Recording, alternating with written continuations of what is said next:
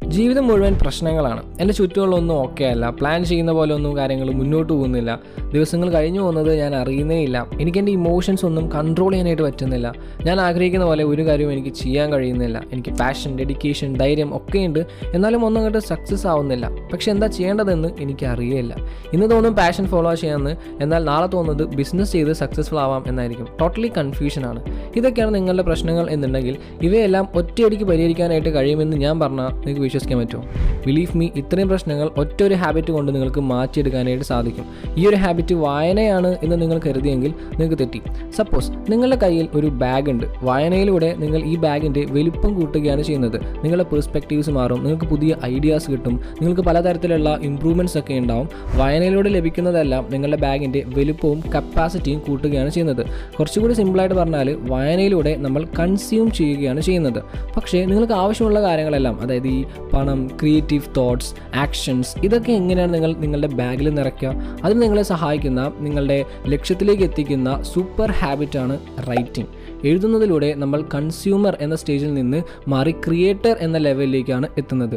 V are creating our lifestyle and mindset. Just ഒന്ന് എഴുതുന്നത് കൊണ്ട് എങ്ങനെയാണ് ജീവിതം മാറ്റാൻ കഴിയുക എന്നാണോ നിങ്ങൾ ചിന്തിക്കുന്നത്? Trust me, it is possible.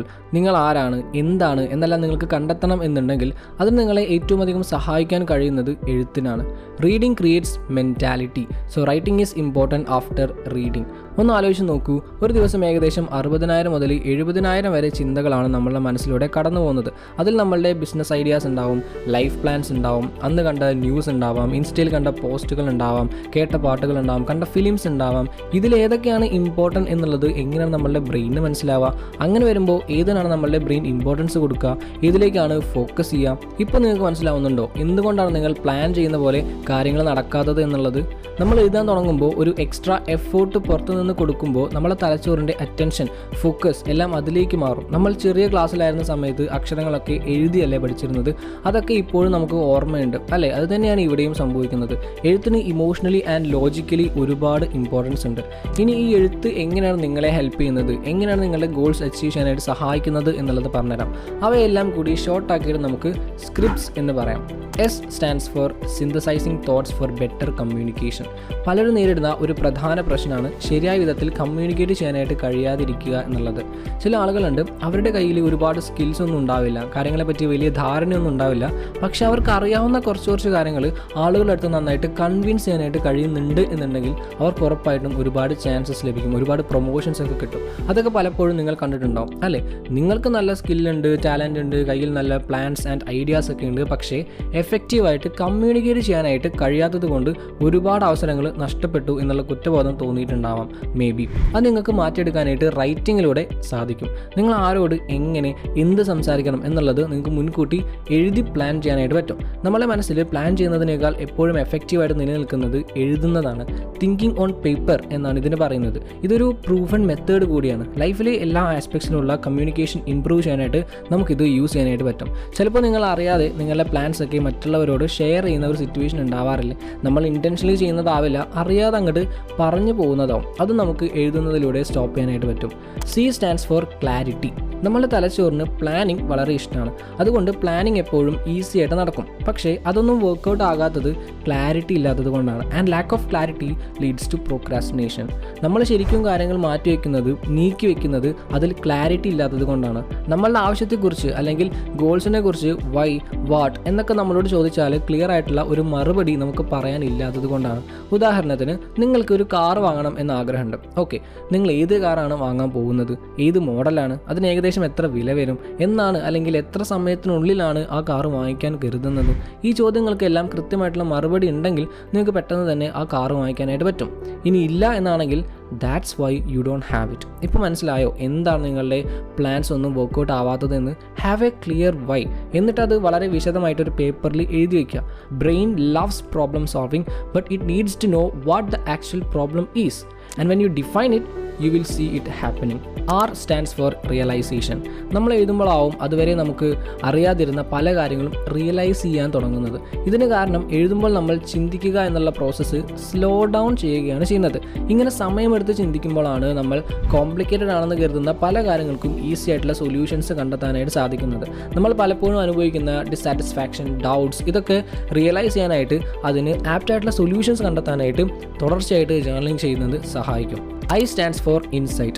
നമുക്ക് മറ്റുള്ളവരുടെ അടുത്ത് നിന്നോ അല്ലെങ്കിൽ ഒരു മോട്ടിവേഷണൽ വീഡിയോ ഒക്കെ കണ്ടിട്ടോ അതും അല്ലെങ്കിൽ ഒരു ബുക്ക് വായിച്ചിട്ടോ ലഭിക്കേണ്ടത് ഒരുപാട് വാല്യുബിൾ ഇൻസൈറ്റ്സ് സർപ്രൈസിംഗ്ലി നമുക്ക് നമ്മളുടെ ഉള്ളിൽ നിന്ന് തന്നെ ലഭിക്കും. നിങ്ങൾ ശ്രദ്ധിച്ചിട്ടുണ്ടോ, ഈ ലോകത്തുള്ള മൊത്തം മനുഷ്യരെ നോക്കിയാൽ അതിൽ വളരെ ചുരുങ്ങിയ ശതമാനം ആളുകൾ മാത്രമേ സക്സസ്ഫുൾ ആയിട്ടുള്ളൂ. അവരെ സക്സസ്ഫുൾ ആക്കുന്നതാവട്ടെ കോൺഫിഡൻസ് എന്ന ഫാക്ടറാവും.